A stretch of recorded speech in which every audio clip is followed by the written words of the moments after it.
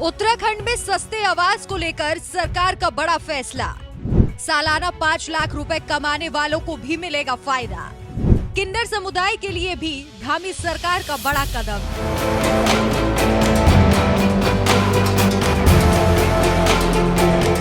देश के प्रधानमंत्री नरेंद्र मोदी ने हर गरीब को घर दिलाने के लिए प्रधानमंत्री आवास योजना की जो शुरुआत की थी, उसे उत्तराखंड की धामी सरकार ने जमीन पर उतारने के लिए पूरी ताकत झोंक दी है, जिसका सबसे बड़ा उदाहरण उस वक्त देखने को मिला जब बुधवार को ही कैबिनेट बैठक में सीएम धामी ने गरीबों को सस्ता घर दिलाने का ऐतिहासिक फैसला लिया, जिसके तहत अब 5 लाख रुपए सालाना कमाई करने वालों को भी सरकार की ओर से सस्ता घर दिया जाएगा।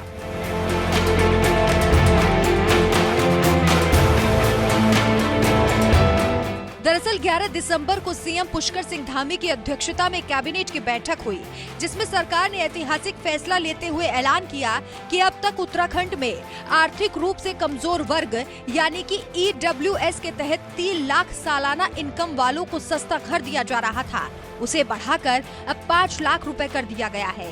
यानी EWS के दायरे में आने वाले परिवार की सालाना इनकम अगर 5 लाख रुपए है तो उसे सरकार की ओर से सस्ता घर दिया जाएगा।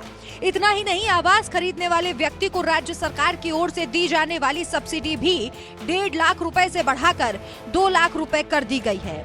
इस बारे में उत्तराखंड की आवास सचिव आर मीनाक्षी सुंदरम ने बताया कि भारत सरकार की प्रधानमंत्री ग्रामीण आवास योजना में इकोनॉमी वीकर सेक्शन को टारगेट किया गया है।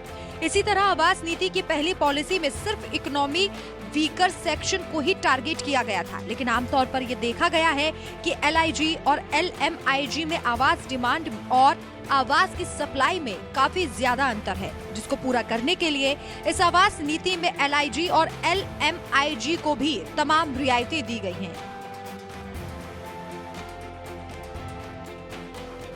इतना ही नहीं, मकानों की सेलिंग प्राइस भी तय कर दिए गए हैं। EWS मकान सेलिंग प्राइस 9 लाख रुपए, LIG मकान की सेलिंग प्राइस 14 लाख रुपए और LMIG मकान की सेलिंग प्राइस 25 लाख रुपए दी गई है।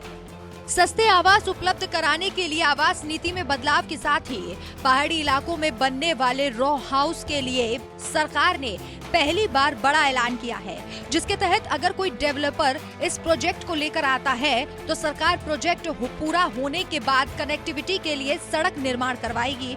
इसके साथ ही प्रोजेक्ट में भी पर यूनिट सब्सिडी धामी सरकार देगी। ये तो रही आवास को लेकर सरकार की योजनाएं। तो वहीं किन्नर समाज के लिए धामी सरकार ने बड़ा ऐलान किया है, जिसके तहत उनकी मदद के लिए पर्सनल कल्याण बोर्ड का गठन किया जाएगा। यानी धामी सरकार में देवभूमि की आम जनता के साथ ट्रांसजेंडर समुदाय का भी ख्याल रखा जाएगा, जिसका सबसे बड़ा उदाहरण ये है कि उनके लिए पर्सनल कल्याण बोर्ड के गठन का ऐलान किया गया। सरकार के इस कदम पर आपकी क्या राय है? अपनी राय हमें कमेंट करके जरूर बताएं।